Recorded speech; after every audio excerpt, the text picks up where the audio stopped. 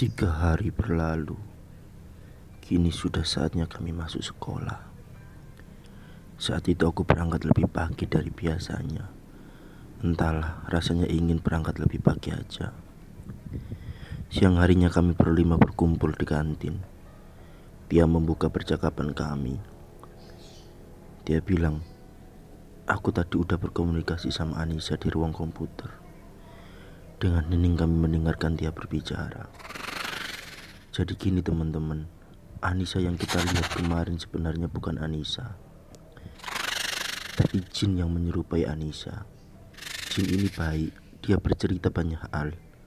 Dan mengapa dia menyerupai Anissa? Agar kita semua tertarik untuk segera menyelesaikan misteri ini.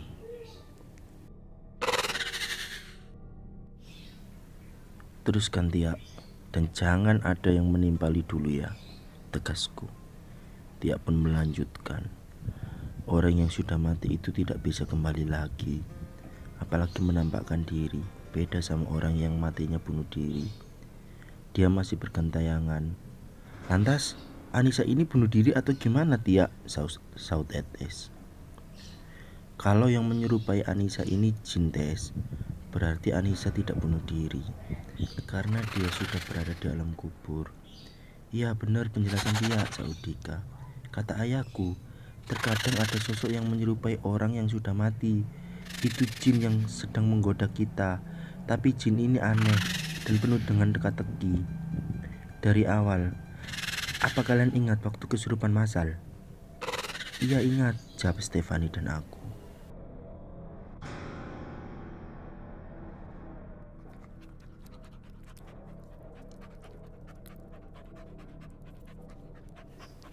Dika mencoba melanjutkan penjelasannya. Nah, yang janggal, kalau memang arwah Anissa yang gentayangan, kenapa yang kesurupan lebih dari satu? Sedangkan Anissa kan satu individu. Terus waktu itu pun jenis kesurupannya kan berbeda.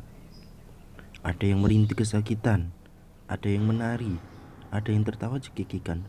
Bahkan ada yang bersuara menyerupai harimau atau anjing, babi yang sedang menggonggong kan? Bener Dik, aku sendiri melihat itu.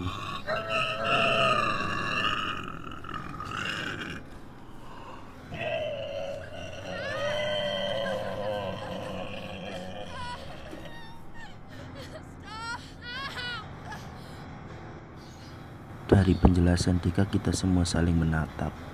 Tiba-tiba Tia berinisiatif, kita nanti pulang sekolah stay di ruang OSIS ya, kita tuntaskan sekalian. Bel pulang sekolah pun berbunyi. Kami sengaja mengeluarkan motor masing-masing untuk diparkir di luar sekolah, agar tidak menyimpan kecurigaan pihak sekolah terhadap kami. Setelah kami parkir di luar, kami langsung masuk ke sekolah secara diam-diam. Masuk lewat pintu samping dan langsung menuju ruang OSIS. Setelah kami semua masuk, ruang itu kami kunci dari dalam agar tidak ada orang yang menyangka kami di dalam.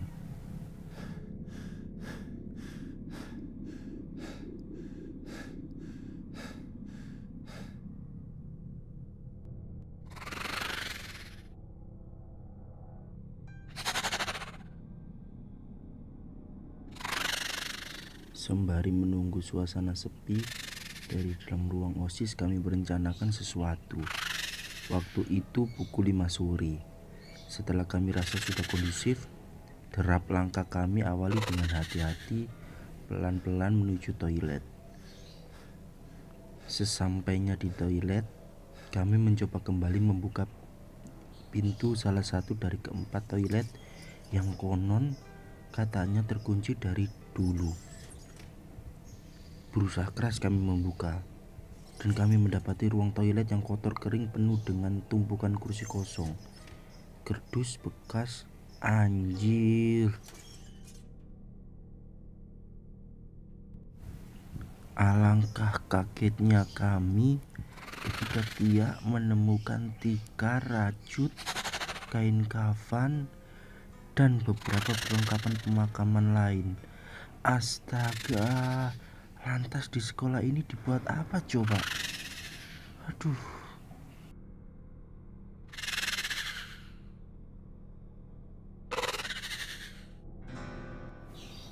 Tiba-tiba Tia seolah mendapat informasi dari Anissa. Dia langsung menuju belakang toilet. Di bawah pohon randu kami mencoba menyibakkan rerumputan liar yang tumbuh. Tapi heran, kenapa ya pihak sekolah membiarkan rimbun seperti ini?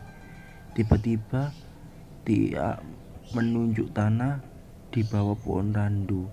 Sedangkan di area luasnya sekitar 40 meteran yang ditumbuhi semak dan berbagai macam tanaman lain. Dia menunjuk tanah di mana kami sekarang sedang berdiri. Sambil memejamkan mata, ini kuburan. Iya, ini kuburan. Di bawah sini banyak mayat yang dikuburkan.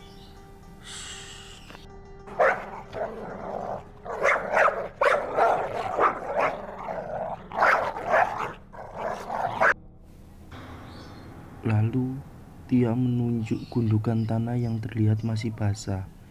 Itu makam Anissa. Itu Anissa dimakamkan di situ. Tia pun melangkah ke arah gundukan tanah. Di situ kami semua melihat tanah berukuran 2 meter yang di atasnya ditaburi bunga. Ya, meskipun bunga-bunga itu sudah mulai mengering, tapi bau harumnya masih semerbak hinggap di hidung kami. Kami sepakat berasumsi ini makam. Tapi kami jadi bingung dengan yang disampaikan Tia. Bukankah Anissa dimakamkan di kampungnya?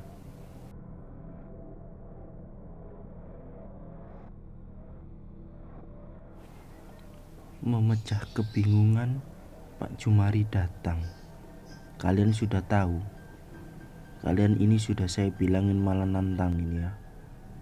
Dengan tenang dan membawa dupa serta sesajen, Pak Jumari menegur kami. Kami langsung kikuk. Tia pun langsung jatuh pingsan ke tanah. Tia jatuh. Akhirnya Pak Jumari menghampiri Tia yang tersungkur ke tanah. Kami pun duduk melingkarinya.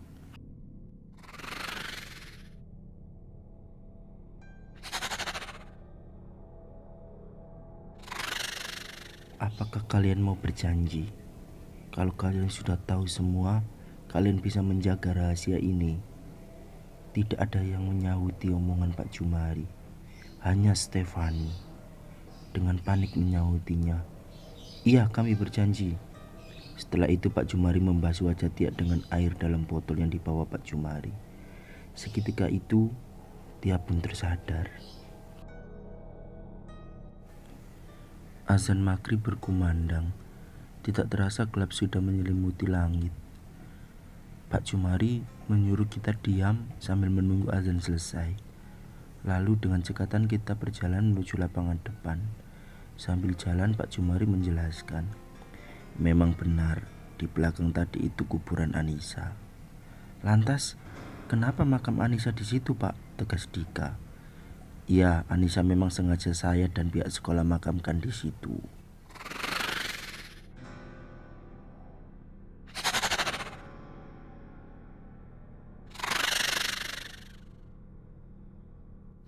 Kami pun langsung terdiam.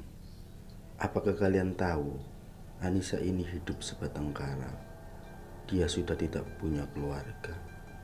Kami sudah menelusurinya. Anissa tinggal bersama saudaranya yang sampai sekarang pun enggan untuk mencarinya. Karena memang Anissa ini tidak diharapkan. Pak, bagaimana bisa Anissa bunuh diri? Tanyaku. Saya juga merasa ganjil. Dan sampai sekarang saya juga masih curiga. Pada saat saya ambil jenazah Anissa yang tergantung, amat sangat mustahil jika tali ini Anissa sendiri yang mengaitkannya. Tapi ya sudahlah, lebih baik kalian cukup sampai di sini. Kalian berdoa saja agar Anissa tenang di sana.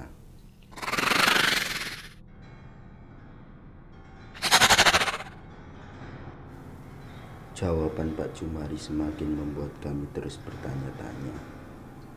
Oh iya, lantas siapa hantu atau jin yang mendatangi kita selama ini, Pak? Itu berbeda. Lain waktu akan saya ceritakan. Sudah kalian pulang, orang tua kalian pasti sedang menunggu kalian di rumah. Baiklah Pak, terima kasih.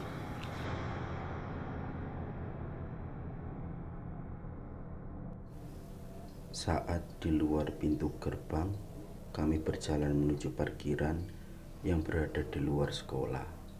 Sambil jalan bersama-sama kami tarik kesimpulan bahwa Pak Jumari menutupi sesuatu. Masih ada misteri yang belum terpecahkan. Dan kematian Anissa memang tidak wajar. Ada apa di balik ini semua? Dengan masih lemas dia berkata, sekolah ini menyimpan banyak misteri.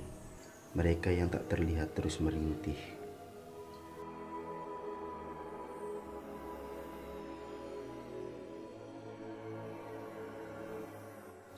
Lalu, brak! Tubuh Dika terlempar jauh dari tempat kami berjalan bersama. Dika tertabrak. Seketika itu, kami berlari menghampiri Dika yang sudah berlumuran darah dengan banyak luka di tubuhnya. Saat itu juga aku menangis. Kami terpukul dengan semua ini.